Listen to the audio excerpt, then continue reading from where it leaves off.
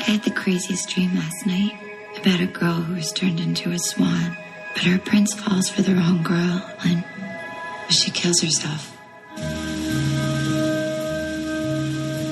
He promised to feature me more this season. Well, he should. You've been there long enough. And you're the most dedicated dancer in the company. Our new Swan Queen, the exquisite Nina Sayers. Oh, Lily, you're going to be amazing. Watch the way she moves. Sensual. She's not faking it. Seduce us! Attack it! Attack it! Come on! Where'd you get these? It's nothing. You sweet girl. Feel my touch. Respond to it. Someone's hot for teacher. I don't want to talk about that. You really need to relax. It's the role, isn't it? It's all this pressure. I knew it'd be too much. I knew it. What's she doing here? He made me your alternate. The only person standing in your way is you.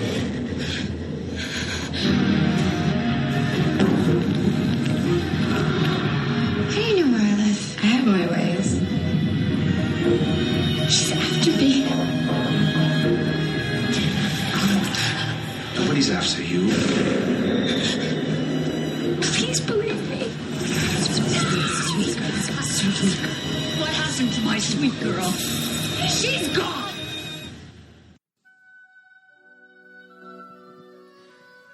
Welcome back to the show, everyone. Welcome back to the Oh, show. what an exciting trailer! This is a really good. I have memories of this trailer. We'll talk This is a about it horror later. movie in action. I don't know. Well, everybody out there listening, my name is Pete. And I'm Scott, and these are the movies that made us gay. Concluding our makeshift Oscar miniseries. A mini Oscar miniseries. We had my friend Harper Thompson on from the Hawkeyes Podcast. Welcome onto the show. Hello, thank you. Thank And you for having we me. gathered here on this back. rainy LA day to watch Black Swan, directed by Darren Aronofsky, released December 3rd, 2010. Yes. Black Swan.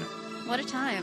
What a time. I remember I lost my goddamn mind over this movie when it came out. Sure. Like, I flipped for it. It has a lot going on to flip for, I will say. Mhm. Yeah. Well, I loved it as well. I remember I would often refer to this movie as hipster showgirls. I mean, you're not wrong. Maybe not hipster showgirls. Maybe like I mean, cerebral. Yeah. I mean, Darren Aronofsky has kind of cited stuff like All About Eve as like a major inspiration for it, which makes total sense when you watch the movie. It's also- very, it just has that Which is also classic black and white yeah, showgirls. which is black and white showgirls, but it has that very classic structure of the ingenue and this kind of really digs Sure. deep into the psychological thriller aspect of it. I'm excited to talk about this movie. So I remember just kind of early memories of this movie. Mm-hmm. I remember reading about this on IMDb in like the late 2009. Because I was just looking like, what is Darren Aronofsky up to? And I remember seeing he's doing a movie called Black Swan about ballet dancers starring Natalie Portman. Yeah. And you didn't really know anything about it besides the IMDb page. And just bits and pieces of the trivia. I want to say that there was pieces of the trivia that roles were kind of conceived with Jennifer Connelly and Rachel Weisz. I don't know if any of that is true now. That might just be like an internet rumor started around the time the movie was being filmed. And then I moved to Los Angeles. At the job that I had with my friend Christine, I remember us watching the trailer on Apple Trailers for Black Swan. And we were obsessed. We were so excited for this movie to come out. Yeah. And I remember when it had its limited release, the weekend of December 3rd, 2010, we went to it on the Saturday at the Landmark Theater, RIP. Landmark Theater just down the street from where we're recording this episode. And it was like the entire city of Los Angeles was there. Yeah. Probably one of the craziest parking structures I've ever seen in my life, driving into the Landmark. Yeah. The old like West Side Pavilion Mall and Pack Theater. I remember waiting for Christine at the elevator, and up walks Anna Paquin and Stephen Moyer. Wow. And they watched it with us in the theater. And I remember we walked in late. Like, we missed the opening dream sequence. What? Whoa. Because we were you just gagging over We Anna were Paquin just and waiting. No, we were just waiting for just because the parking situation was so crazy. Oh, sure. Yeah. So we had to walk in late. Okay, got it. Wow. Harper, All right. do you remember When did seeing Well, this? you know what? I have very little memory of seeing this movie in the theater, but I know I did because my dad and I have recently done kind of like a full like deep dive on like, you know, dates and theaters where we saw movies. Like Yeah. You know, did, and you've been doing a thing that I've been doing on my letterbox is logging theaters Yes. in your entries, which I've been doing that for the past few months, and it's a lot of fun. He's copying you. Yeah, no, I love it. Well, really, I get it from my dad though, because he's been doing that since 1996. And I have a Wow, weird, I and I love have, that. and I have a weird memory. Does he that, just have like a graph paper? Basically, it started on Word Perfect. I love it. I love that. And I have a weird memory that I can pull stuff like that out of my head, even though there's a lot of things from the past that I might not remember well. Seeing movies in theaters, I always remember where I saw them. Yeah, I feel like there's kind of like a sense memory of like the theater you were in. Yeah. I have that a lot with there are specific theaters where like the Avco, which is also a theater that is no longer with us. That was in Westwood, and so every movie that I saw there, I like really remember being there. Sure. But this one, I do have a note that I saw it at the Landmark on December 3rd. Wow. So you would have probably have been there the Friday night. Yeah. And I was there at the Saturday matinee. Yeah. Oh my goodness. But we were there in the same 24-hour period. Yeah, I love that. This movie, yeah. And which is funny because I never go to the Landmark. I would never go to the Well, Landmark at the time. you were going with Christine. Because I would always, we would always go to the ArcLight, Hollywood. So I don't know. Did I see this with you? This was one of our first movie dates. I was Pete. going to say I clearly do not have the same sense memory of where I saw these. We movies saw this together because you could tell me that we saw this at Radio City Music Hall. No, sitting next to Ashton Kutcher and Mila Kunis themselves, and I would have been like, "Oh yeah." So we met Wasn't December. that fun? So we met December 2010. Sure. We saw this in January of the next month, At the ArcLight. a 2011, rewatch. at the ArcLight Hollywood. Yeah. I saw this movie 3 times in the theater. Wow. Yep. So you took me to the ArcLight Hollywood to see that. Was this where we saw Selena Gomez in the audience? No, we saw Selena Gomez at Perks of Being a Wallflower. Oh, there you go. Oh, I believe that about her. At the ArcLight Hollywood. Okay, so I saw this at the ArcLight Hollywood in the theater. I am not the biggest Darren Aronofsky fan. That's not to say I don't like his movies, but I'm not just like, let's go get sad. I don't think that I've actually seen all of Requiem for a Dream. Oh, yeah. Yeah. It's good. I saw The Whale. Yeah, we went to The Which- Whale. I saw that. Which My- The Whale, it's a hard movie to like, I think, just by design. What's kind of fun about Black Swan is that it's just a little more fun. Yeah. My And kind of limited- in his filmography. I was going to yeah. say my limited Darren Aronofsky knowledge, I kind of understand that The Whale is kind of like, okay, that's interesting. Tone-wise, it fits, but like the movie itself is kind of funny. Okay, so I like Natalie Portman a lot. Same. I had liked her since The Professional. We love Beautiful Girls. Although Even we though did that movie is we did a rewatch of wild. it about a year ago that I Rewatch think we've it talked again. about, and maybe there's certain elements of that story that maybe don't age so well, but at Yeah. least the characters call it out Okay, of how yeah. fucking weird it is. Sure, so sure. at least there's But that. Because Natalie Portman was a child actor, and she just has this face, like she looked like a grown woman Yeah. at 13 in The Professional. She just Wise has beyond that her years. beautiful face, right? And she's very good in those early movies. And then, Star Wars comes along. And a lot of people, this may have been their first introduction to Natalie Portman. If they were not big movie people or whatever, didn't see The Professional, a lot of her movies weren't the hugest. And so I think a lot of people have this like, oh, Natalie Portman, she's terrible. Those Star Wars movies are so bad. She's a bad actor. And I'm like, I don't buy that. Like, This is something I've actually been thinking about a lot in the last year Sure. because we rewatched all the Star Wars movies as you do, Yeah. and I was like, oh, there were some interesting choices made in those prequels, especially. yeah. But we rewatched V for Vendetta, and that's a movie that I remember very fondly. But then watching it again, her accent is so bad; she cannot do English. No. Is that one of the few movies where she does English? Yeah. I don't think she does it very often. No, and she did no. it in that one, and it was not great. But so I've just really been actually thinking about this a lot. Like, is Natalie Portman a good actor? Well, also, I can't tell. Yeah. Also, what's interesting about Natalie Portman is that our friends Millie and Danielle on their podcast talk about all the way up actors of that whenever they're in a movie, they're giving like 10%, 110% on everything. Yeah. And Natalie Portman is kind of one of those actresses that when she goes there in a movie, she usually goes big. Like, did you see Vox Lux? I sure did. And just how crazy that Vox performance Lux. is. Yeah. That kind of like tramples the entire movie of just how big she's going. Yeah. No, she definitely does. 11 all the time. At an 11. I think that was my initial takeaway from this movie, was that her performance is very much like she is on the edge in every scene. Mm-hmm. In every scene, she is about to burst into tears, and oftentimes she does. And it's like, that's the character. I get it, the baby voice. Yeah. The baby. I think I read that Darren Aronofsky would kind of give her a hard time over the voice, too. But it seems like that's such a... Now, okay, she does have kind of a childlike voice in other movies, right?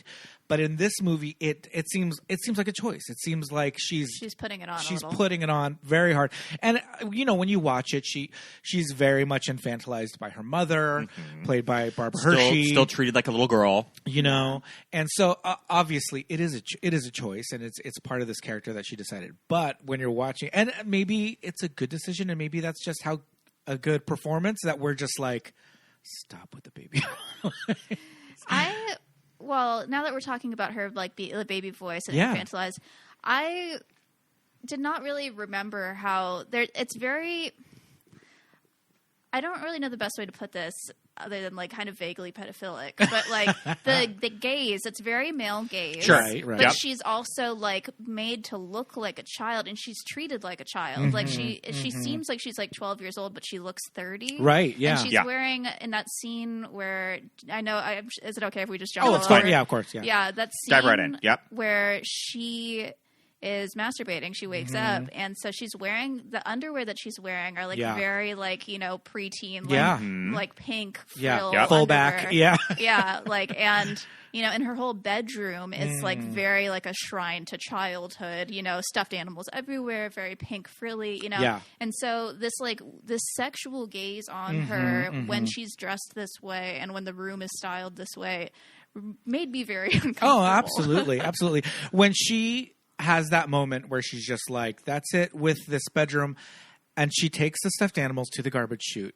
It's comical how many stuffed animals she has. Her arm, it is like a SNL sketch. Her arms are so filled you can't even see her face, and she's shoving these stuffed animals in the garbage chute. And I'm just like, oh my! I laughed out loud. I was like, no, not that many stuffed animals. But you're absolutely right. And the interesting thing is, I think that that's kind of the tone of the movie, or not the tone, the overarching kind of theme is that Winona Ryder is being pushed out because of her age, and in this dance world, this very specific, very insular dance world, much like a lot of the arts or professional athletes, performing arts, gymnasts, things like that, you age out after a certain time. I mean, Winona is in her 40s at this point. No. Maybe early 40s. Oh, I don't know. I think the character's supposed to be early 40s because they say that so-and-so danced. I was going to say that's geriatric. Yeah. For ballerina. For ballet, And like you said, Natalie Portman does look 30 in this movie. She doesn't look 25. She doesn't look early 20s. She looks 30. She looks her age. Yeah. She looks her age, which is fine. Great. You look your age. But for a ballerina, I think even that's pushing it, isn't it? I think that's kind of when you're like you're getting to your peak level, and then you're gonna say goodbye shortly after that. You're gonna be dancing those lead roles, and you better enjoy it while you still have it. Totally. Yeah. Okay. I wonder though. I was reading that Darren Aronofsky first approached her about doing the movie in like 2000. Sure, I think that they were just friendly, and they were talking about movies that they would like to do together. And I think that they just discussed we should do a movie set in the world of dance. Yeah. In New York or something. So I wonder if when he originally conceived of this or started having this idea that Natalie Portman was younger, and it might have made more sense with the Right. younger Yeah, actress. right, yeah. I don't know. Yeah. Mila Kunis to this day looks 15, so I mean, that works. I want to discuss Mila later, Yeah. but have you seen The Wrestler? I have not. So Darren Aronofsky, this is actually was the only one I had seen Oh, of his interesting. until The Whale, which I've seen Okay. also all saw. of Darren Aronofsky's movies except Pi. Okay.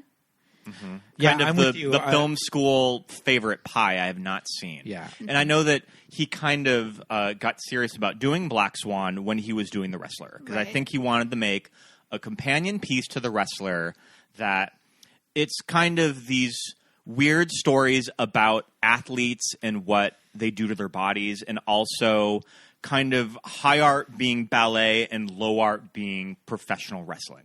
Totally. Or not even professional wrestling. Like Mickey Rourke's character is going to like just people's like garages and doing these shows after independent wrestling. Independent wrestling. So It's a whole world. he kind of wanted those two movies to like juxtapose each other Yeah. with just kind of these similar themes, and I think it's pretty successful. You should watch The Wrestler. It's definitely not a movie that is. I mean, it's a hard watch, like all of his movies. Yeah. But it's interesting to kind of double feature both The Wrestler and Black Swan, just because there's a lot of themes and character beats that you see going on in both movies. So yeah.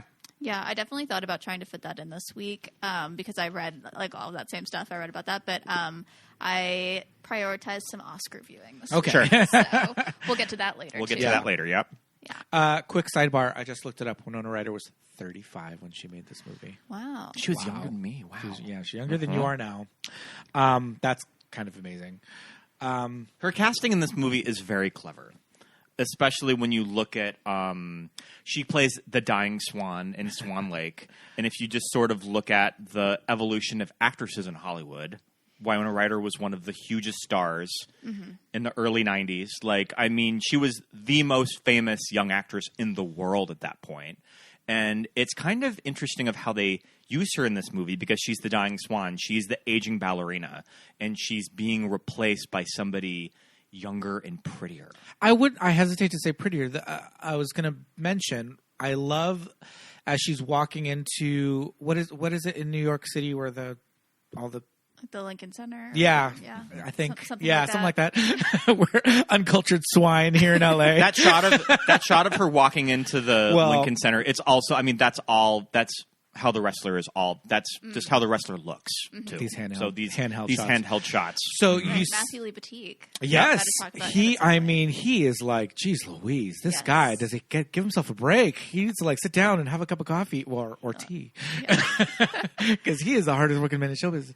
I love the posters, and at the beginning of the movie, it's the Winona Ryder poster serving up this face. She just looks like so like. It is the craziest, like, resting bitch face. And Winona Ryder, beautiful woman, insane. And I think that Winona Ryder and Natalie Portman have very similar features. And it works, just sort of the doppelganger theme of Yes. this movie that you have through actresses that kind of look like each other. Yeah. I think Mila Kunis is the one kind of that is a little, to me, she has a little bit darker features. Her eyes are a lot lighter, but it works.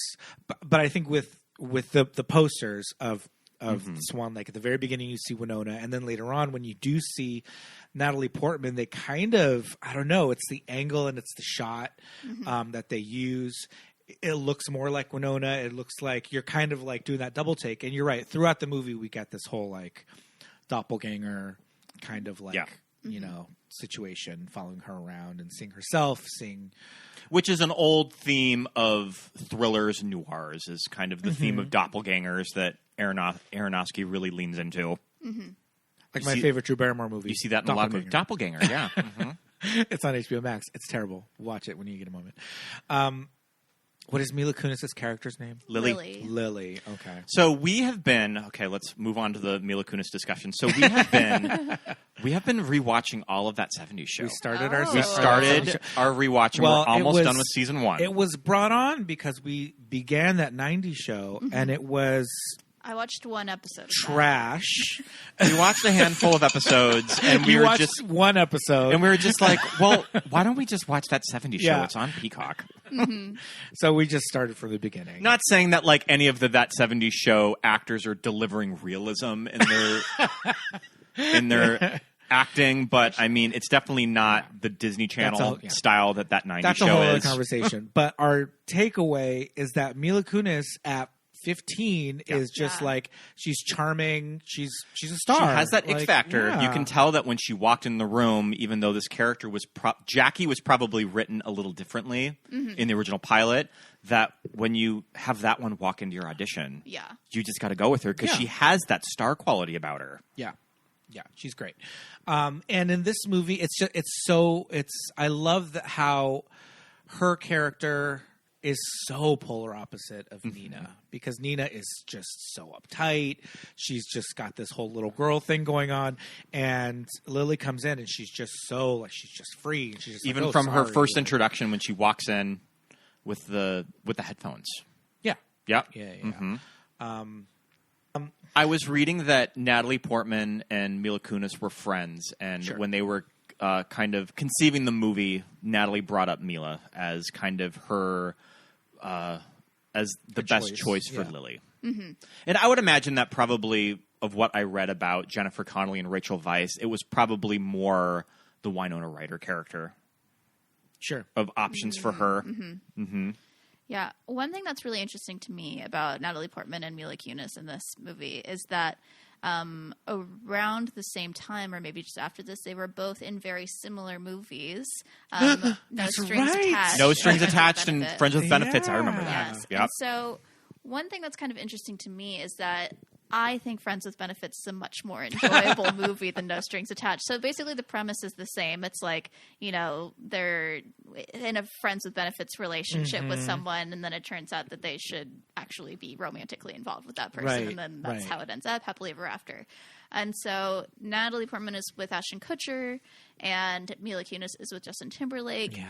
And so I think what's kind of interesting is that Mila Kunis has this very, like, fun energy about her, and she has that in this movie as well. And I think that's kind of what made Friends with Benefits work more than No Strings Attached, where Natalie Portman, I think, is playing, like, a kind of more serious, like, person, again, kind of like, and she does in this movie.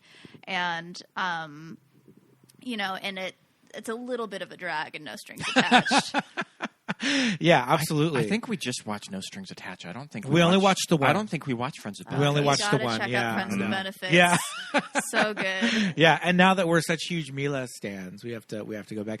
I was just thinking about like Natalie Portman doing comedy and like what her like comedy like chops are or whatever, and I'm like, when was the SNL? The Natalie's SNL rap. The SNL rap. I think yeah. it was around the time Black Swan came out. I want to say it was. I want to say around- 06. No, I want to. I think When it did was she around go to 2010. Harvard? Hold on. Right? No, because this was the time that I was going to Sardo's with like all those fools doing like porn star karaoke and stuff, and it was one of those things, you know, it was Dick in the Box, all that stuff, and it's funny, and you watch it and you're like, this is great, but then it just got so like kind of overplayed. Oh, okay. It was 2006. What's a day in the life of Natalie Portman like? Do you really want to know? Please, tell us. I don't sleep, mother off that yak and that bourbon, doing 120, getting hoo while I'm swerving. Damn, Natalie, you a crazy chick. You shut the up and suck my. I'm busting dudes mouths like gushers, mother. Roll up on NBC, inspect a Snapchat sucker. What you want, Natalie? To drink and fight. What you need, Natalie? To go all night. Don't test me when I'm crazy off that airplane. Put my It was foot spring in of the 2006, room. around the time V for Vendetta came out. Yeah, I just really remember, you know, damn, Natalie, you're a crazy chick. It was that. It was Dick in a Box, and it was the Chronicles of Narnia. Oh, Sure. Yeah, Remember? Chronicles of Narnia was the first one. That or was the Lazy first Sunday, one. Yeah. Yes, Lazy Sunday. Yeah. That's what it was. Yeah. And so that was out around that Sardos. That's why I remember, is because I was like, that was years before. Mm-hmm. Yeah. And is that Natalie's like only foray into comedy? Well, no strings attached. Yeah. Which again, you said she's playing a little bit more of like the straight kind of straight man character in that. I mean, we mentioned Vox Lux earlier, but she's going real broad with that Long Island accent in Vox Lux too. So like almost like she belongs in like the Bronx beat or something. So sweater weather. So Mila's character, obviously, she's meant to, juxtapose against Nina and how, kind of high-strung Nina is. And Lily's just this, like, free spirit. He's like, oh, why don't you go warm up? And she's like, I'm good.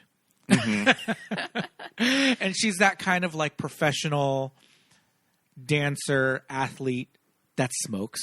Yeah. That you're like, how? What? She probably eats one food and smokes cigarettes. Yeah. And that's her diet for the week. It's that thing where you find out that like Brad Pitt and Jennifer Aniston like are heavy smokers, and you're like, with this body, like what? How does that make sense? But it's, I don't know. That's just the kind of person that they are.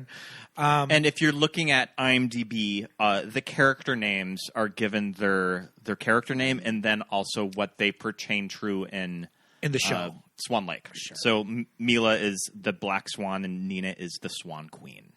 The Swan Queen. Mm-hmm. All right. So Scott, in the prep for this episode, we watched the movie, obviously, and you were like, I don't know a lot about Swan Lake, and I'm thinking, okay, I kind of know the Nutcracker, but that's different. And I was like, oh, the ballet, that's where the bears are driving those little cars. Yeah. They wear the fez. No, that's not the ballet. And Swan Lake is, I know the music, obviously, because it's just part of, like, human culture at this point. Sure. It's embedded in our brains. I know it from Todd Browning's Dracula, 1933. It's the score, essentially, to Dracula is Swan Lake. But it's one of those things that's like, maybe you've seen it, maybe the two of us have never seen it. So I was watching a few performances of it. I was watching the Kiev Ballet. They have a big one on YouTube. That's a really famous one that they filmed in 1990. Our friend Amber was telling us about the Matthew Bourne one on our Hedwig episode. And the big deal with that is that all of the dancers are portrayed by men. Sure. And that's kind of like a really famous Swan Lake that is kind of the most unique update of it. I was trying to... the most important one, which was Harper's suggestion, which was Barbie Swan Lake. Yep, yeah. Barbie Swan Lake. Which I think the guy that plays the prince in this one, who's actually Natalie Portman's husband, Benjamin Millepied, he's credited in Barbie Swan Lake as well. Well, he's a dancer, too. And they used... So when you think he did the motion capture for... When you read about Barbie Swan Lake, they had actual dancers do all of that, and they did the animation over it. So they sort of rotoscoped it. Mm-hmm. But it looks kind of... Well, not rotoscope, but I mean motion capture, just in the suits. So, okay, did Natalie Portman and her husband meet on this movie? I don't know, but I would probably guess that they did. So I did... He's... Not only is he a dancer, he's a pretty prolific dancer. I looked up his Wikipedia page. He was born in 1977. He's my age. And he's French. And he went straight to the New York City... ballet, whatever, in 1995, which means he was 18, maybe, and was just like, I'm leaving my, provincial town in France and going straight to the New York City Ballet at 18 years old. And at this point in his career, for when Black Swan was produced, he was in his early 30s, late 20s.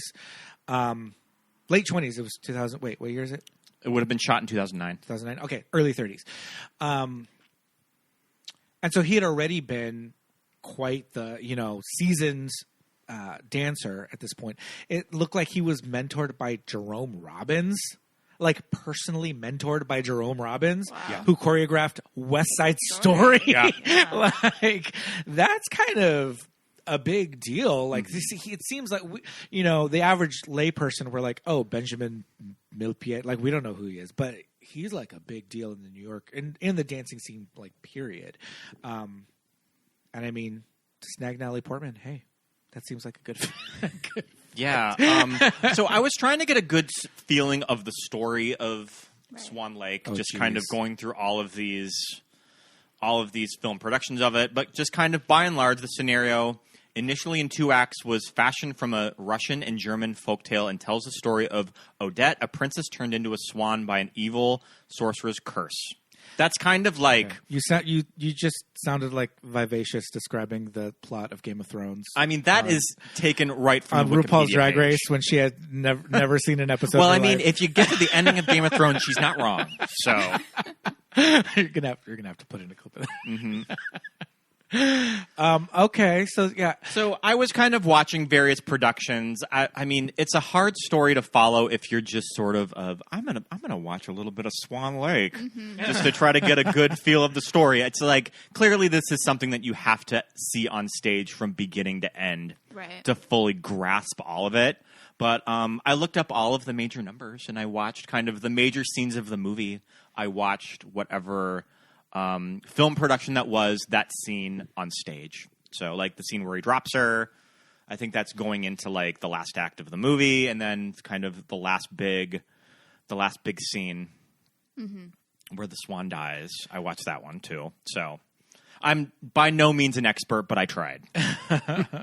I'm sure that listeners will write in kind of with the more in-depth analysis of the story of Swan Lake. Yeah, I'm like only, very surface level on Swan Lake too, because I did do dance when I was a kid, from the ages of 2 to 13, and then I stopped, as you do when you're 13. Yeah. And I mostly did jazz during that time. Okay. So, but I was in dance when I was a kid, and I regret to this day stopping when I was in junior high. Yeah, I should have kept it up. I think a lot of people feel that way. I feel that way too sometimes. But also, when you see their toes.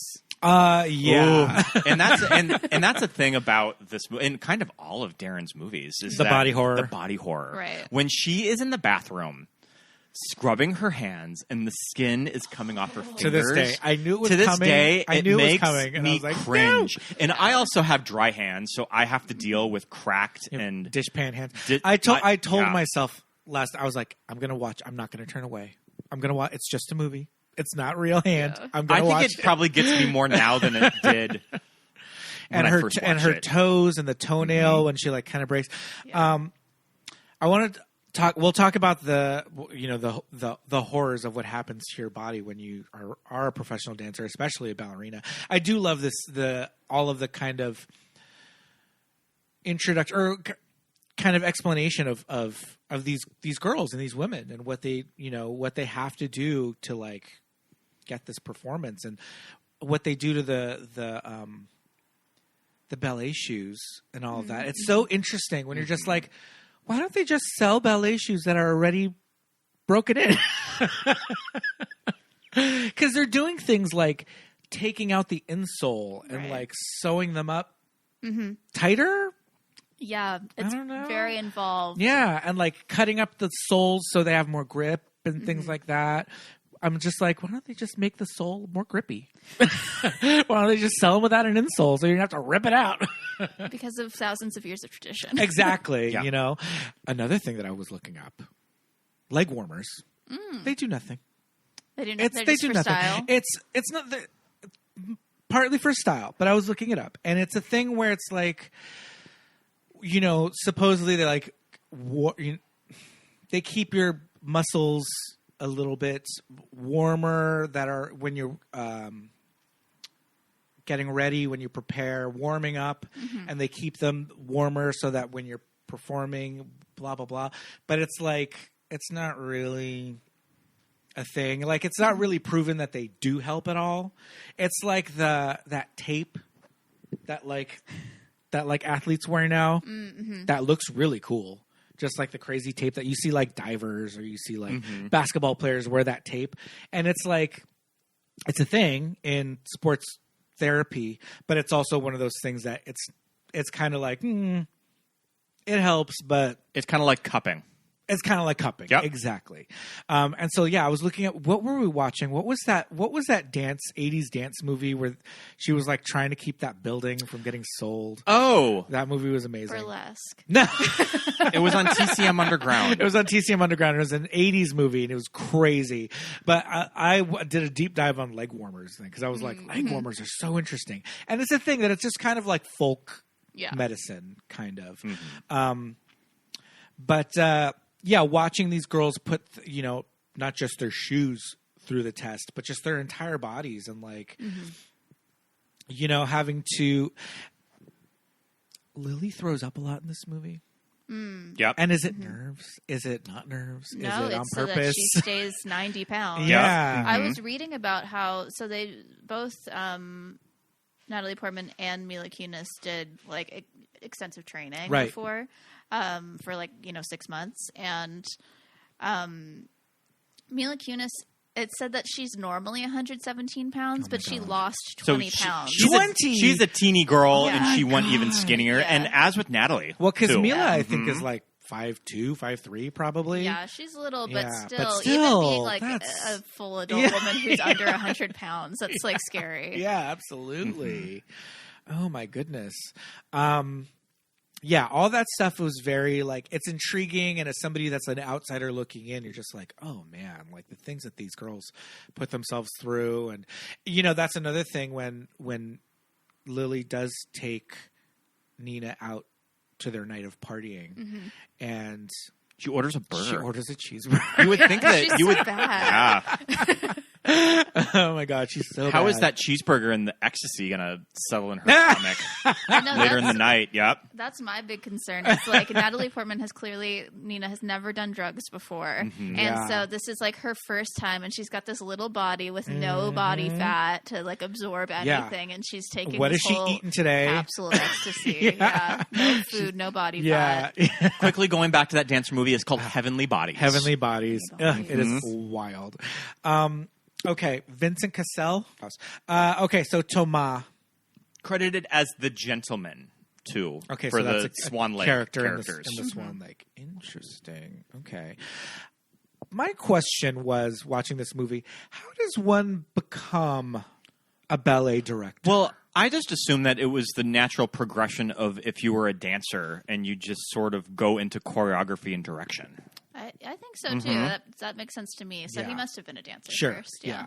Because it's like the whole, you see like, I mean, no shade, but you see like Abby Lee Miller, and you're just like, how is she choreographing? Can she do it? Is she doing the dance to show these girls how to do it? I don't know. She's in that rascal. But you're right. And Vincent Cassel does physically. He looks like he could have. He could have come from the dance world. His body's very like tall and thin and all of that. It's one of those things when you watch it, he's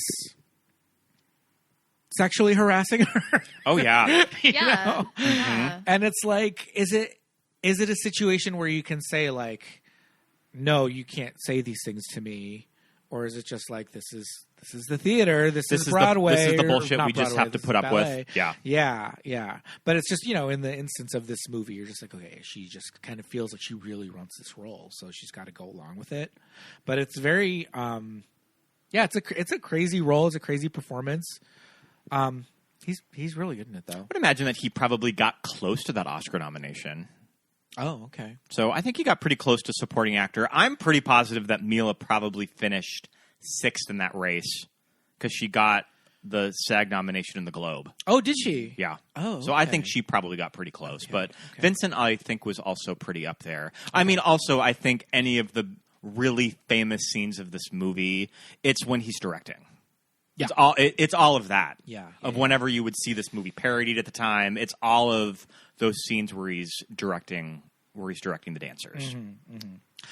Okay. I just have in my notes. I wrote gross. Like so many scenes that are just everything that he says. You're just like, you can't be saying that. Yeah, I know it's so different to watch it now as opposed to 2010. Even though I'm sure because I mean that's workplace harassment and which is a thing. I mean a lot has changed since then. Me too. Yeah. And it's just it would not fly Yeah. Yeah. You know, speaking of workplace harassment, that was another question that I had for Scott as we're watching it. I'm just like, do they get paid? Yeah. I mean, from everything that I've... she clocking in? From everything that I've read about professional dancers like this, I think it's pretty bare minimum. I don't know. I have no idea. We should talk about, you brought it up, we should talk about, Harper, we should talk about Natalie Portman's dance preparation for this movie. Right. And the, like, urban legends, I guess, that have come to, you know, pass about how much of Natalie is in the movie. I don't and even how much think of it's it even is. urban legends, because when you look at the effects reel on at the Blu-ray, time it was, and they kept it quiet probably until around after the Academy Award nominations were announced, and this, you know, her dance double essentially came out and was like, so the dance double is named Sarah Lane, and she worked on Black Swan, and she did a blog entry for Dance Magazine at the time, and she kind of says, do people really believe that it takes 1 year to make it to be a ballerina? We know that Natalie Portman studied ballet as a kid and had a year of intensive training for the film, but that doesn't add to being a ballerina. However, it seems that many people believe that Portman did her own dancing in Black Swan. So I think that she was just directly addressing all of those scenes. Because up until that statement, the narrative was Natalie Portman learned the dances, and that's her in the movie. And when you watch it, it's pretty seamless. Yeah. Although a lot of the heavier, intensive dance performances, there's a lot of very fast, frenetic movement. And so it's like they could easily just like drop her face in there, you know. So was it like just face replacement, head replacement, things like that? I mean, I think it's the big performance at the end that there was probably the most double work done for. And also effects. The opening, like before the opening credits, there's a really intense dance scene. Yeah, I think I read that waist up is Natalie Portman and waist down is anything clearly that's like a medium shot of Natalie. That's very interesting. Okay. Yeah. And wow. I guess your feet and your legs would be something that would take a lot more discipline. Yeah. Yeah. Because you could learn to do that like whole pirouette thing where your head is always facing in the window. Is that got the name? A spotting. Yeah. I love that. Oh, very good. When you see it in person, it's crazy. Because you don't think, as a lay person, you don't think about it. And I remember having a job in college, just working at like a store in the mall, and a girl was a cheerleader. And she was in cheer and what do you call it? The other one that's more dancey. Spirit? Yeah, that one. Dance Squad? Yeah. And she was like, oh, we're getting ready to go to this competition, whatever. And we're just like, after closing, we're like, oh, do your little thing, Robin. And she did. And we were like, whoa! Because she did the spotting thing where she did these little pirouettes and just kept her face on us. And we were like, that's crazy. And you don't think about, you see it performed and you're just like, yeah, that's how a pirouette's done. But if I'm going to stand up right here and do it, I'll do the no. Yeah, it's difficult. Yeah. I was never very good at it. Sure. Yeah, it's very hard, but it's the only thing that keeps you from, vomiting. Oh, okay. So, sure. Okay. It helps with the because if you spins. so your body is spinning, and so then you whip your head around really quickly, faster than the rest of your body, so that you're only focused on one point, and you're not like perceiving everything going around. You know what I mean? Yeah. Oh, yeah. Okay. You know who's very good at it? Linda Carter. Well, when you watch the old Wonder Woman, because she spins Wonder Woman, the transformation. Yeah, and again, you don't notice it until Deborah Winger comes in season 3 as like Wonder Girl, who does not have dance training, and she does her little spin and is like falling over every time. And then Linda Carter comes in and does her spin, and it's like boom, on point, perfect dance training. So, yeah, maybe after a year of training, Natalie Portman was able to do that, but maybe they did zhuzh that up a little bit in post. Have you ever seen the effects reel of this movie? I have not. It's kind of interesting that when you look at this movie, you don't think this is heavy on visual effects, but there's the reel that they had that I think that they would give to effects guilds at the time that kind of pointed out all of the effect work, and it's all throughout the movie. It's just sort of taking scuffs out out on the floor, erasing the backgrounds. I think a big thing was the cameras in the mirrors too. Yeah, that they had to take out. So many mirrors in this movie. Yeah. But I mean, there's also her skin. Like, oh my god! I remember that shot in the trailer when it was out of her chicken skin, of the chicken skin, on and her shoulders. taking out that that little feather piece. Yeah. Oh my god!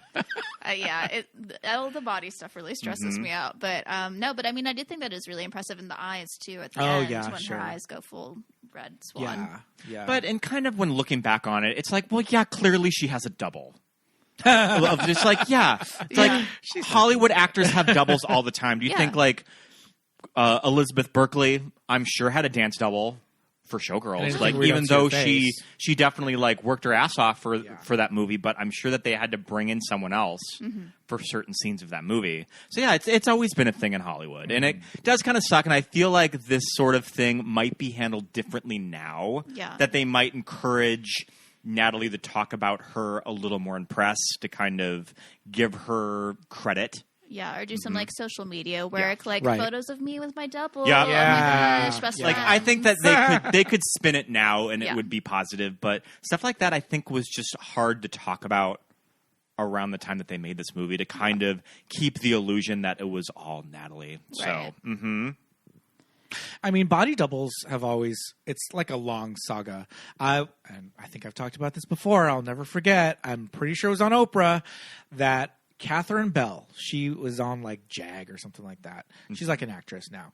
But she was Isabella Rossellini's body double in Death Becomes Her. did she also do work for Julia and Pretty Woman? I think she might. Because I know that a lot of Julia the cutaways of Julia and Pretty Woman are someone else. And she, she was just fighting to get credit, because even in the credits of the movie, she's in there, but it said like, her point was that it said Liesel's body double, not Isabella Rossellini's body double. So as you're watching it, you're just like, who's that? I don't even know who that is. So you don't even think about it. So she's like, credit me to be the actress's double and not the character, so people kind of know what work I did. Because if you don't know the character name, then you're just like, okay, she could have been anybody. So yeah, it's a long saga of getting credit where credit's due. Yeah, I wonder if it should be like in its own separate section, kind of like stunt actors. After the full cast, it's like then also like double work by you know. And also in most major actors have a regular stand-in that they work with too. Yeah, They find that person that looks really. Reese Witherspoon's stand-in looks exactly like her. Oh, really? Yeah. Interesting.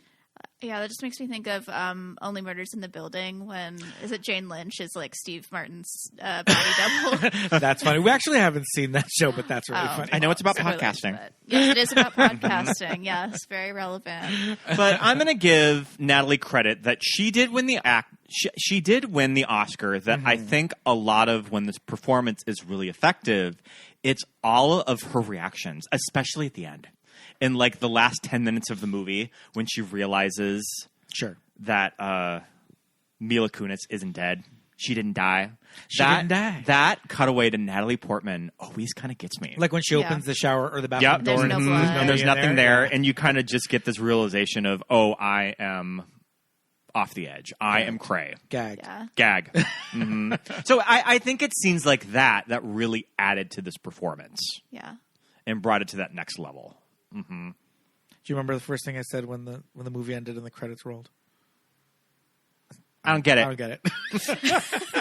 And what I think is interesting now about the legacy of this movie is I think it's kind of appreciated a little more now as a horror movie than it was back in 2010. Because I don't really remember a lot of discussions of going into Black Swan as a horror movie. Right. Yeah, I think it was more like a psychological drama. And they probably dance film. wanted to keep it that way with awards discussion because Oscar voters don't really like to vote for horror movies for Best Picture, and this got a lot of nominations. It got into Best Director, Best Picture. It made a lot of money at the time. I think it's still Fox Searchlight's highest grossing movie that they've ever made. Wow. And yeah, they leaned into the psychological aspect going into it. But I think you can still watch it in the month of October. Yeah, it's still a fun, spooky movie. And I think it works either way. Is Nina going crazy, or is all of this actually happening? Like, I think it kind of works in either direction. Yeah, what I like about the end is that, like, by the end you realize that she's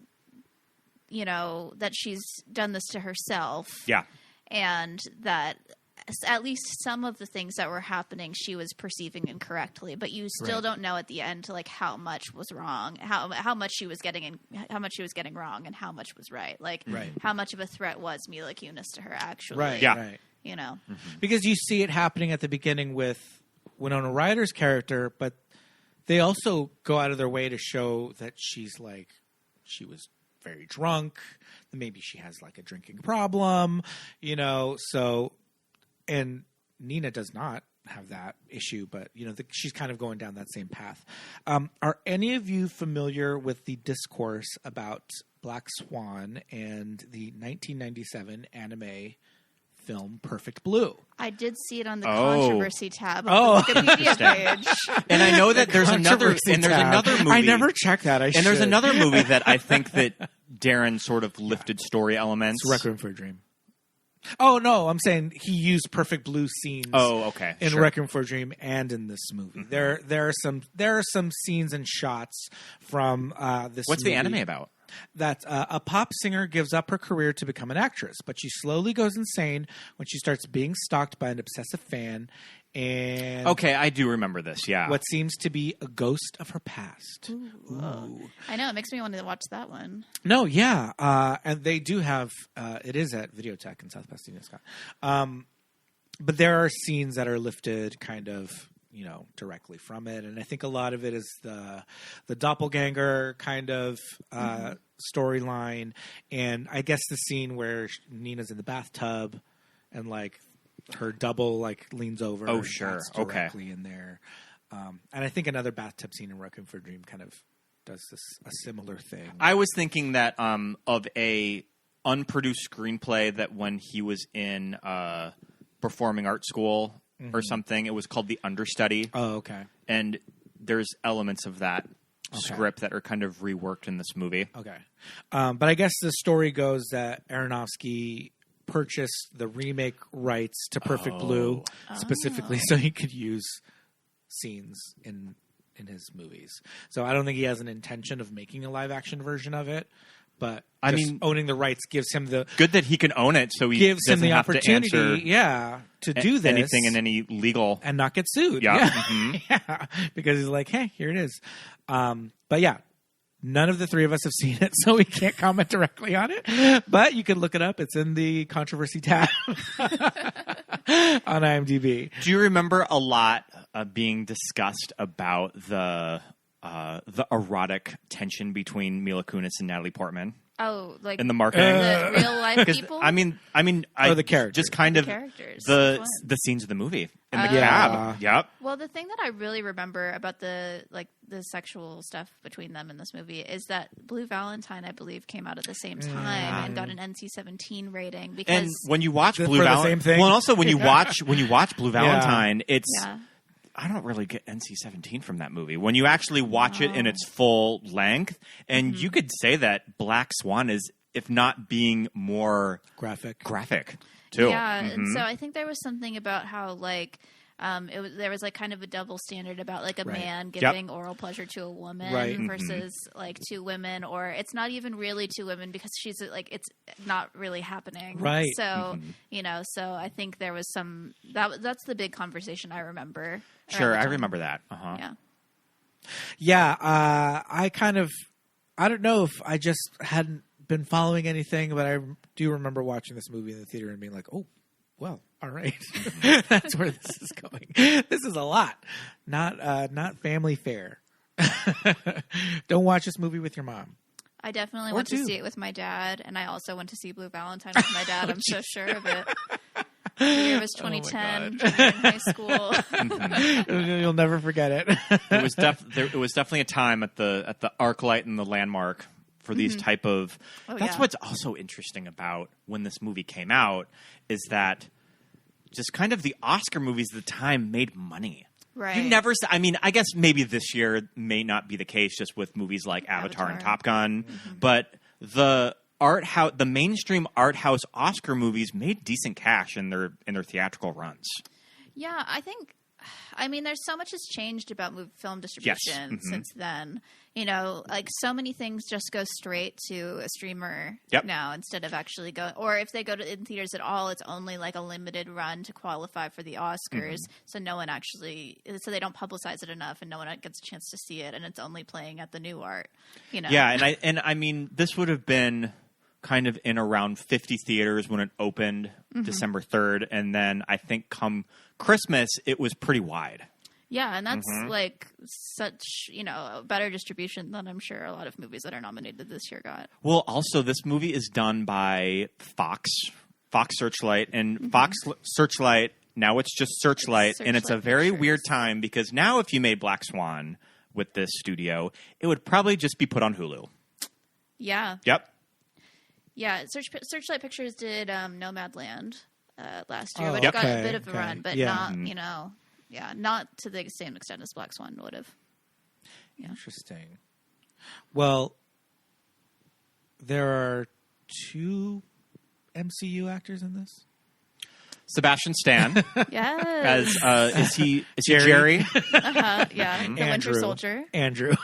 So I definitely remember Sebastian Stan from this time. That I recognized him just from certain things because I remember he's in a brief scene in Rachel Getting Married. He's talking to Anne Hathaway when they're sitting outside of rehab when she's going out to go visit her sister.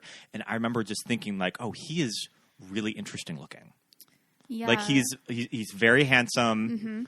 And then he came back for this movie, and then he was later the Mad Hatter in Once Upon a Time. If you watch Once Upon a Time. Yeah. Yep. I remember him, I think the first time I remember clocking him was in a limited series on maybe USA called Political Animals. With Sigourney Weaver?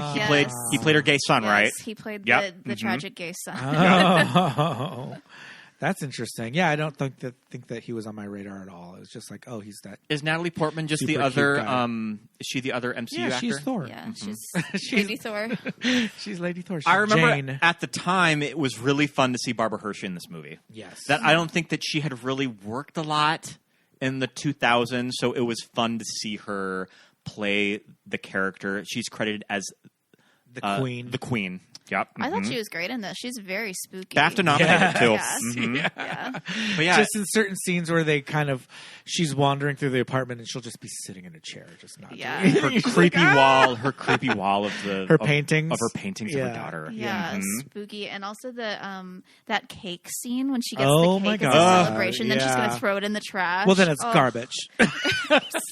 But also, Barbara Hershey, that cake is huge. I know. You couldn't have gotten like a for cupcake. The 2 of them, yeah, one cupcake to share, to split. But yeah, Barbara Hershey comeback because it was this, and then later Insidious. Oh, sure, Insidious in spring of 2011. Yep, 11. Okay, yeah, you're right. MCU. Going back to Natalie Portman, is she a good actor? Okay, sure. Yeah. Because when you watch her scenes, I think especially in The Dark World, you can tell she does not really want to be there. That she is saying her lines. She showed up, and I want my check. Oh God. Yeah. Well, I mean, so like, how much of that for me? Then I'm thinking like, how much of this is Natalie Portman? How much of this is that they wrote a horrible character? That I was going to say it's the script. Jane's a weird character, and I know for The Dark World that she was really supporting Patty Jenkins directing it, and then it didn't work out. She wanted to back out, and I think she was just obligated to be in the movie from a contract, and that's probably lends to her performance just kind of feeling phoned in. Yeah, even in Love and Thunder, though, which I thought was much better than Dark World. Yeah. I just still don't know if I totally bought what was going on with Jane in that movie. Sure. Right. So anyway, just food for thought. No, absolutely. And, she ultimately wins Best Actress. Very strong Best Actress here, as I remember. Who else was nominated? It was Natalie, Michelle Williams for Blue Valentine, Nicole Kidman, Rabbit Hole, one of her greatest performance in my opinion. Annette Bening, she was the one that got it for The Kids Are All Right. Okay. And I am missing one more, Jennifer Lawrence for Winter's Bone. She was kind of the... That was a strong year. It's a pretty strong year. And Jennifer Lawrence's first nomination was lead. Yeah. Wow. Yeah. Good for her. Winter's Bone. Good for her. It was a big art house deal at the time. Yeah, I remember seeing that. That was also like a hard watch. Yeah. What was the consensus about Natalie winning? So I remember following the conversation that I think that it was in the bag when that trailer came out. I think the discussion was, oh, she's winning, as soon as that trailer dropped, fall of 2010. Okay. Yeah, I know at the time, would have been rooting for Michelle Williams because Blue Valentine was like a huge movie for me. Very high school Harper. Like, like I got a ukulele after seeing that movie. That was a big one for me. Okay. Yeah. Remember there was a big discussion with The Kids Are All Right of do both Julianne and Annette make it in? And ultimately, it was just Annette. Yeah, that's also a great movie. That's such a good year. Yeah, I didn't think about all the competition. So what do you think that it was that looking back, do you think that people feel like it's deserved? Do you think people are just like, oh yeah, I think it's pretty. Natalie Portman has Best I think Actress. It's pretty. I think it's pretty deserved. Yeah. Kind of reflecting back on it, I think it kind of has to be Natalie's win. Yeah, I do still have those thoughts when I'm watching this movie of that she is just on the verge of tears the entire time. And again, that's the character, but it's a lot. It's a lot when you're watching it and she's just like, even when she's just like walking from the subway to Lincoln Center, she's still just like, you know? I love that shot of, it's the big doppelganger shot of the movie of when she's... which one? It's when she thinks that she sees Lily. On the subway? No, she's walking outside. Oh, okay. I think that like there's construction there's the tunnel construction thing. covering. There's the construction tunnel covering, and you think it's Mila Kunis, and then when she walks right by her, it's Natalie. Yeah, I think that shot is. I think that scene is really well done. Yeah, yeah. Well, the first time she sees someone on the train that she thinks is herself, but then she gets off, and then later on you hear Lily say like, "I got off on the wrong stop, and I had to like run all the way over here." We love the one featured extra. Well, she's not a featured extra. She has lines. Oh, the one really bitchy dancer. I love her. She's my favorite character of the movie. She was on TV so much during that time. Oh, okay. I really remember she might have been in a show called like Warehouse 13. Okay, sure. Or like The Lost Girl. She was on some kind of like sci-fi. Sure, yeah. Kind of like a like queer sci-fi show that was on in 2010. The Librarians. Yeah, something like that. I was really Ksenia Solo. Ksenia Solo. That's is she like Russian or Ukrainian or something? I've worked with Ksenias before, and they're from. She's from Canada, but she probably has. Canada has a large Russian immigrant population. I mean, speaking of, Mila Kunis is from the Ukraine. I want to say just Ukraine. Just Ukraine. It's no longer the. Drop the. Yeah. Her story is so interesting. Of Mila? When she got started acting, of that she is the daughter of immigrant parents. They moved to West Hollywood, and West Hollywood has a big Eastern European, Ukraine, or Russian population. And when she was a little girl, she's just like, I want to act. Like, I want to be in commercials. And she did a lot of commercials as a kid. She's in a big Barbie commercial that you always see as like reels of stars before they were famous. And yeah, they made it work. They were a very just kind of struggling immigrant family, and she ended up being a very successful actress. Yeah, and she lied about her age to that 70s show. She was 14 and said she was 18. That's so wild to me. That's incredible. There are scenes of season 1 where she looks really young. But she can thank that face, but the talent does come in. And like that's why her career has the longevity that it has, because she can back it up. We never watched that Netflix movie that she did last year. Oh, I never watched that either. I heard it was good though. What is it? Like the perfect, luckiest girl, something alive woman. Oh man, I don't even remember. I'll have to look that up. It's got a Netflix name. Yeah. Something about Netflix movies. One of those weird Netflix movies that people are talking about it the opening weekend, and then it just sort of ceases to exist. Luckiest Girl Alive. Yeah, I did it. Yeah, there you go. We love Jupiter Ascending. Yes. Okay. Yes. I was talking about how. We were. Jonathan and I were talking about if Mila Kunis had been in a Marvel, and I was like, no, but she was in Jupiter Ascending, which is much better than any Marvel movie. Yeah. It's got more like story. It's got more like imagination. It's got everything. Like, come on. It's got Eddie Redmayne. Eddie Redmayne is doing the most. The most. Jupiter Ascending. We love it. It's got the Russian clumps, her crazy family. sitting around the dinner table.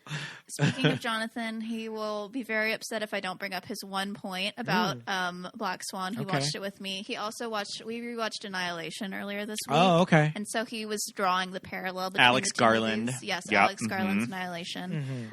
Because it's also a movie where Natalie Portman is like, what's real and what's not real around her, and then by the end there is a double of her as well in that movie.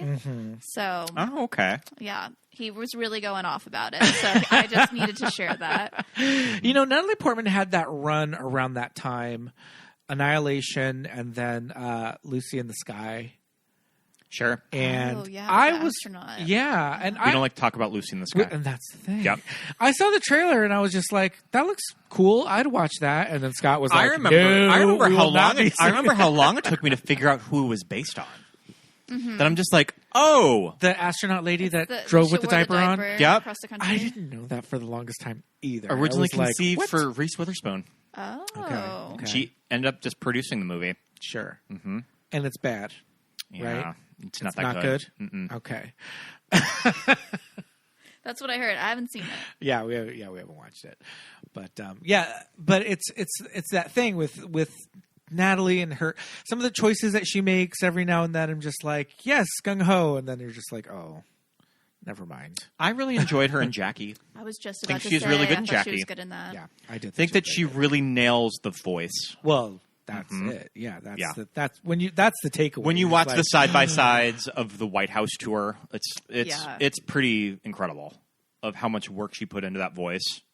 And I mean, that's something again, like with her vocal work in Black Swan. It's part of her natural delivery. It's just that very soft spoken, voice, and it's definitely not easy doing accent work and inhabiting a character in an accent and all of that stuff.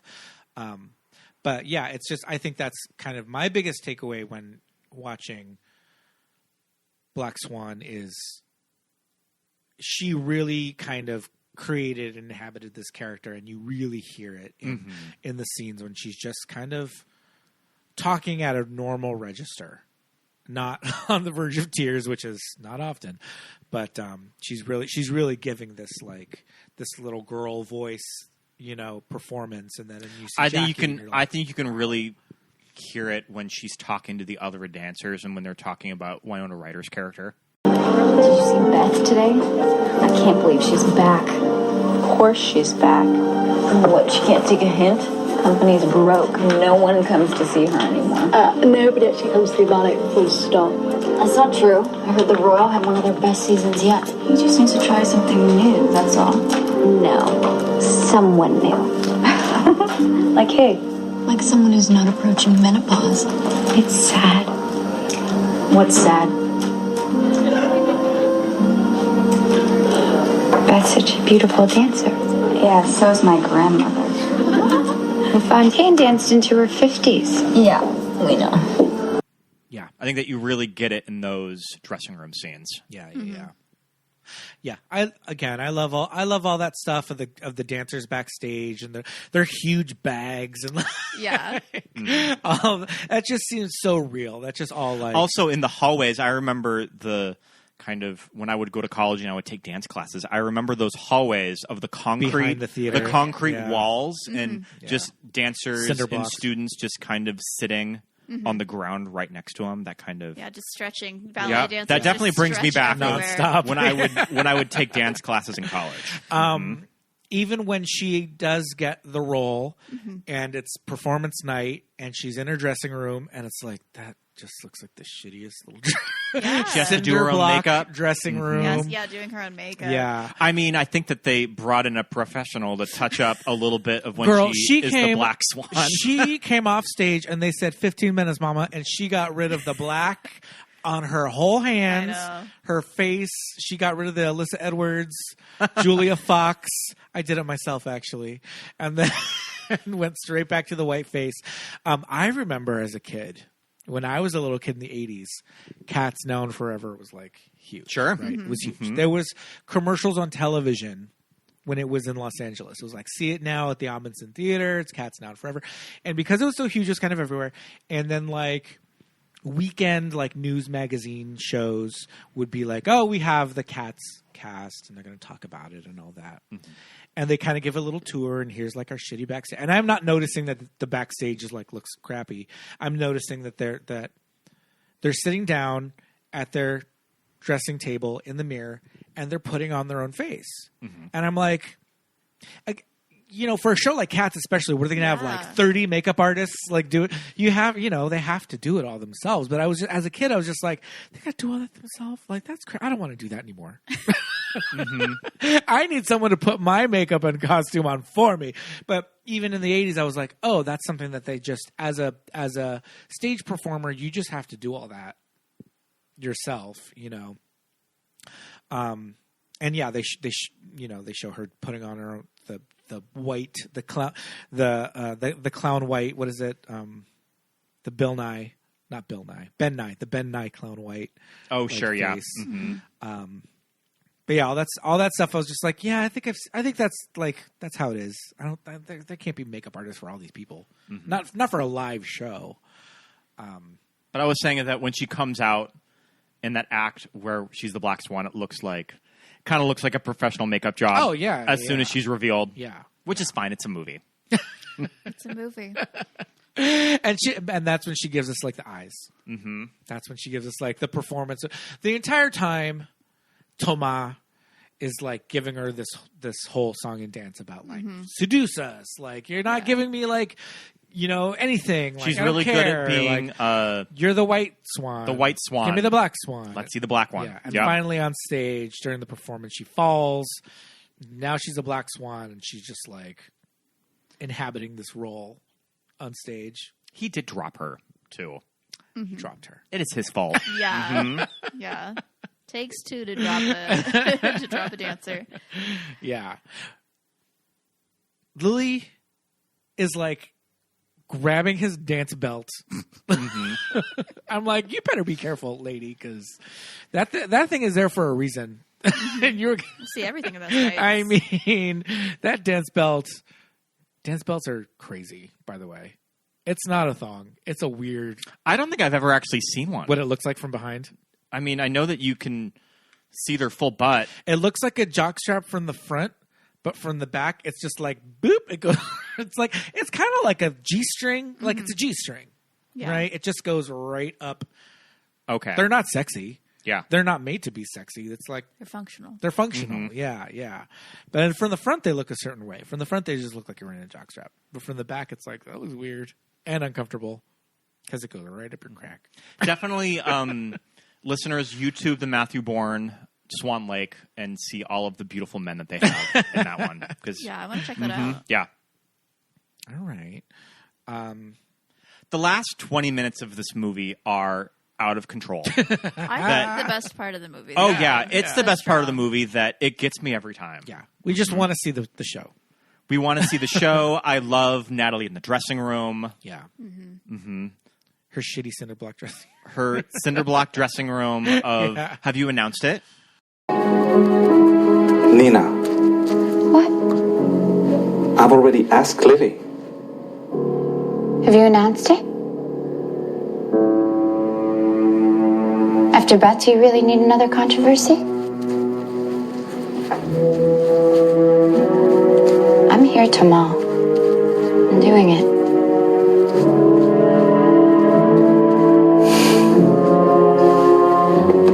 The only person standing in your way is you. It's time to let her go.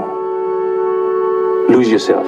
Oh yeah. I love Natalie how that's she when plays she that takes scene. control. Yeah. Finally. And you She's really just like- see her character progression. I think it's really in that moment. It's when she leaves her mother's house after getting locked in her bedroom, and when she sits in that dressing room, she's just like, "All right, let's do this."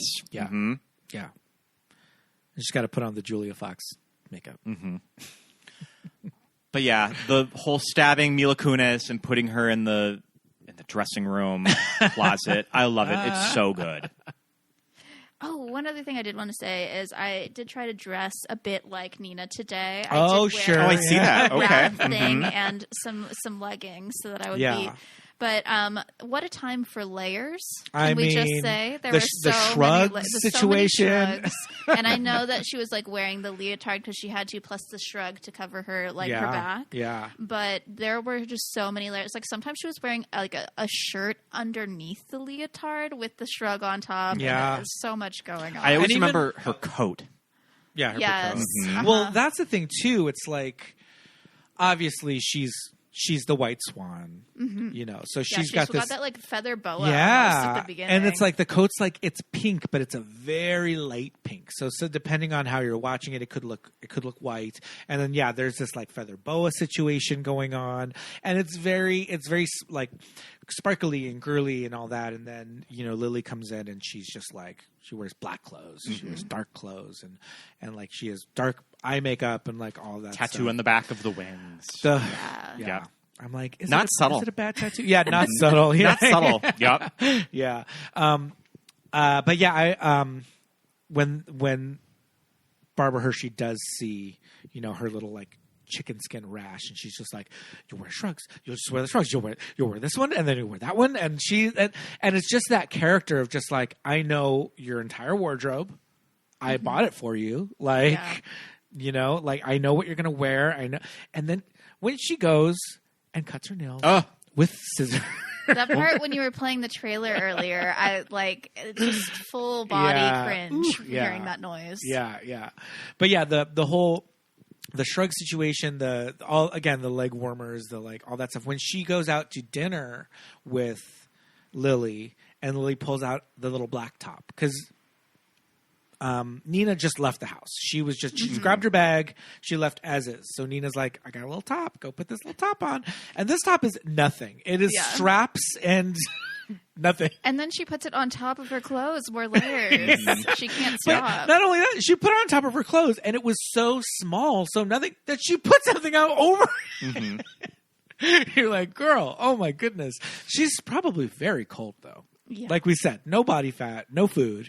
She's just like, that's why she has to wear all those layers. She's so true. freezing.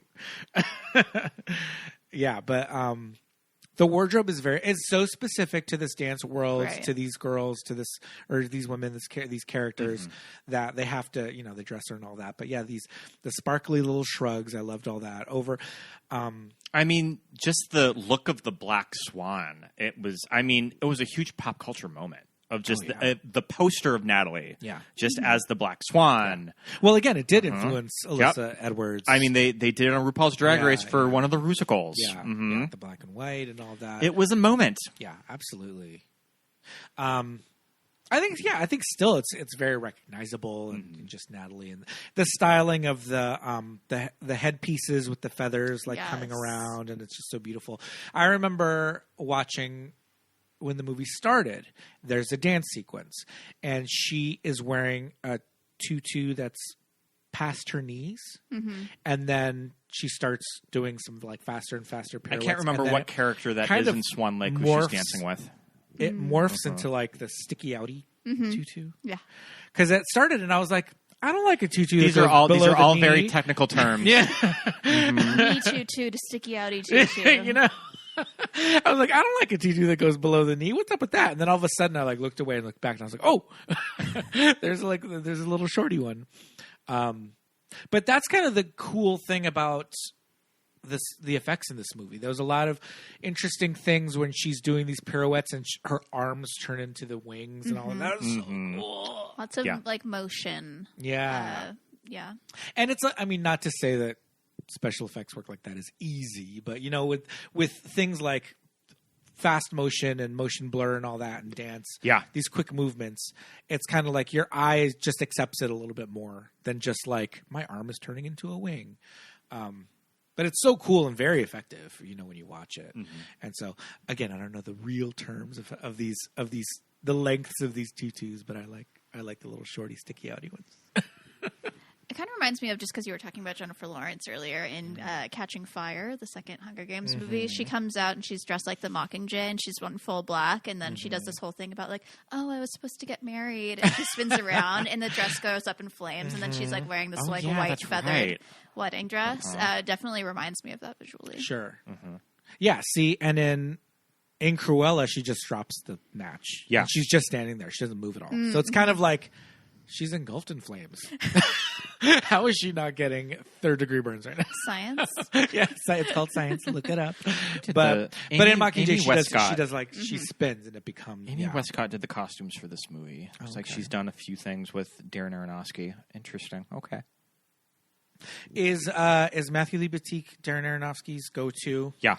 DP? I think he shot a majority of his movies, at least all of his newer stuff. Like he just did, I think he did The Whale.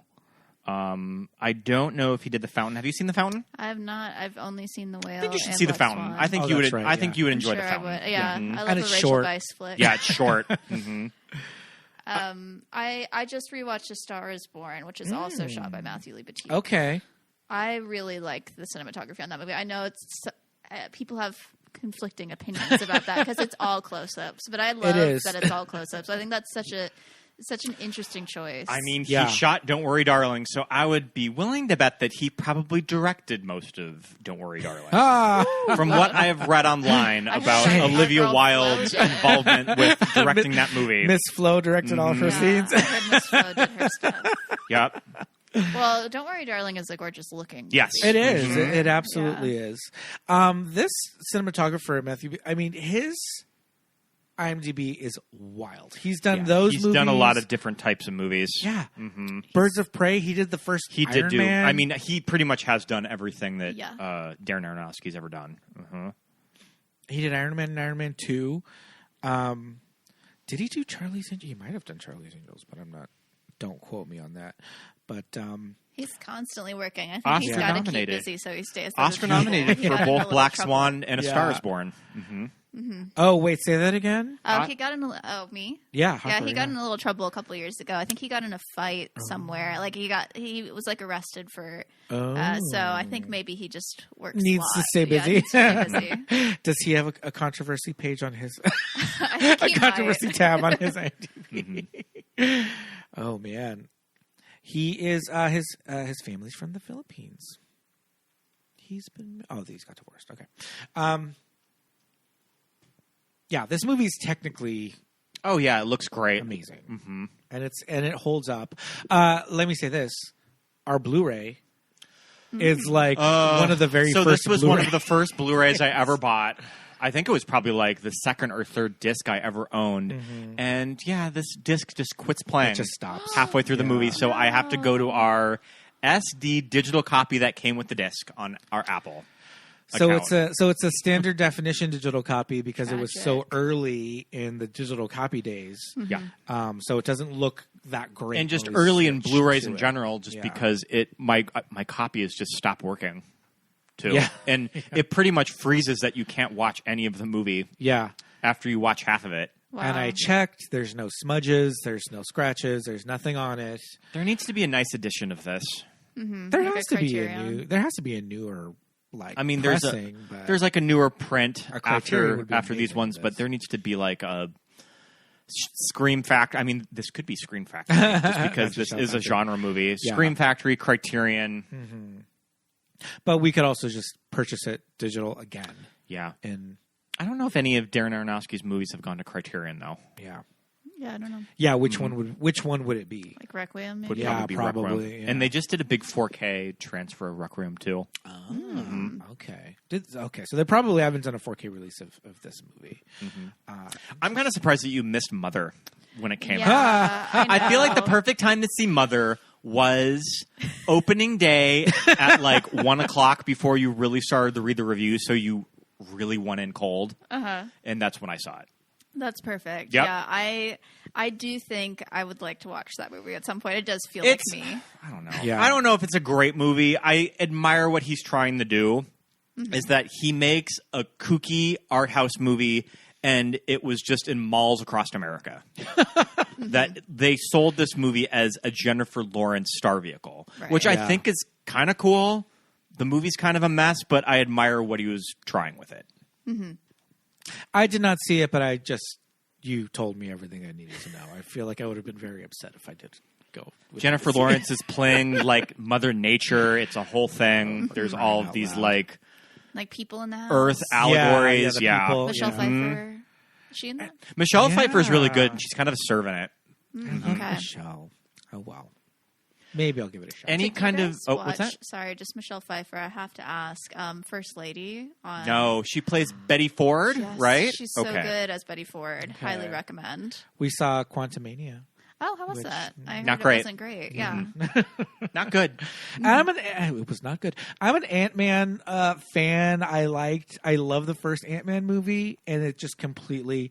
Everything that I love about the first Ant-Man movie is nowhere to be seen in this. They just said, remember how we made a really cool, different MCU movie? We're going to make a just exactly cookie-cutter, regular old MCU movie now. And it was boring.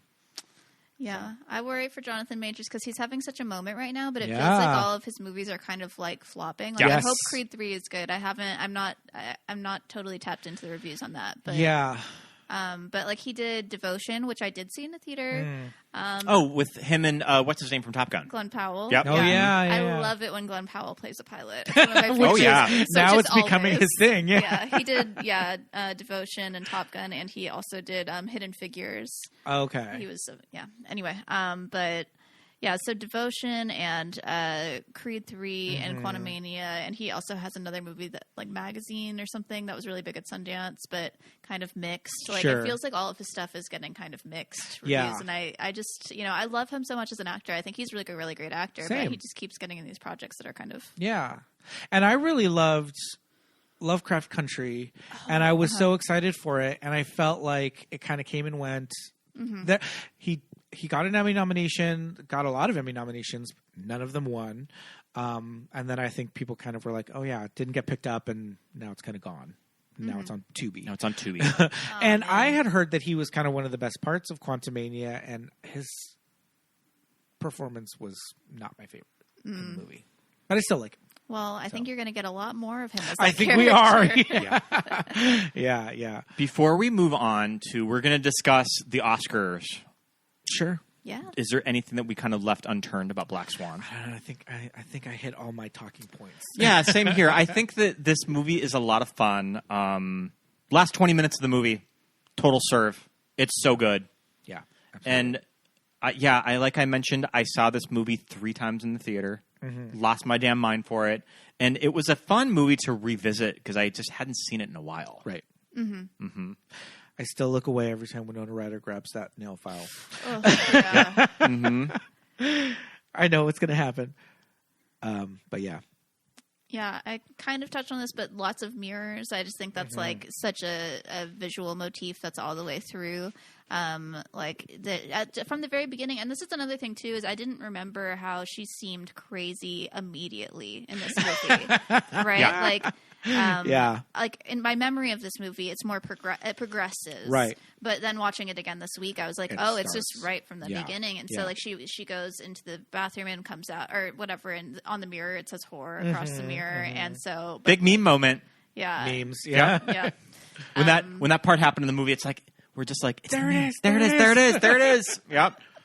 But so there's that, and then when she's on the subway putting the lipstick on, that's also a reflection. And then at the end, she stabs herself with a shard of mirror. And just throughout, there are other points where mirrors are in the movie throughout, and it's just obviously with the concept of the double, it makes sense. Right. It just made me think like if I was still in film school, like this would be the essay. Oh yeah.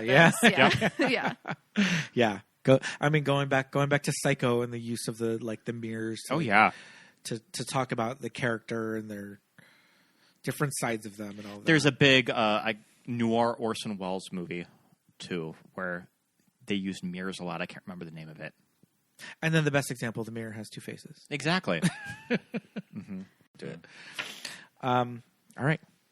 I think that just about does it for our Black Swan portion. We're going to have you on for a bonus episode where we get into the Oscar conversation a little more. A deep dive. A little more of a deep dive. Cannot wait. Yes. But yeah, Black Swan, thank you so much for joining us for this episode. Yes. It's weird to say thank you for joining us because we are in your apartment. But... Right? We came over today. Thank you for coming We here. decided to not have you brave the rain. There you go. Absolutely. But yeah, this was so much fun. Black Swan, what a ride.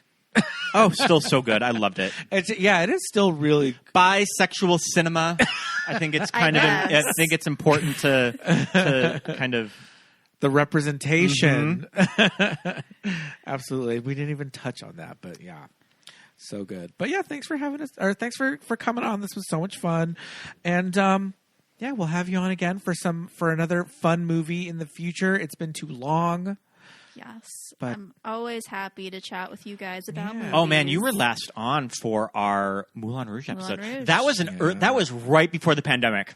Like, you were one of the last handfuls of guests that we had over to our apartment in 2020 to record episodes with. Mm-hmm. The old HQ in Pasadena. Yep. Yeah. Well, it's time to bid you adieu. Thanks again. And until next time. Bye. Bye.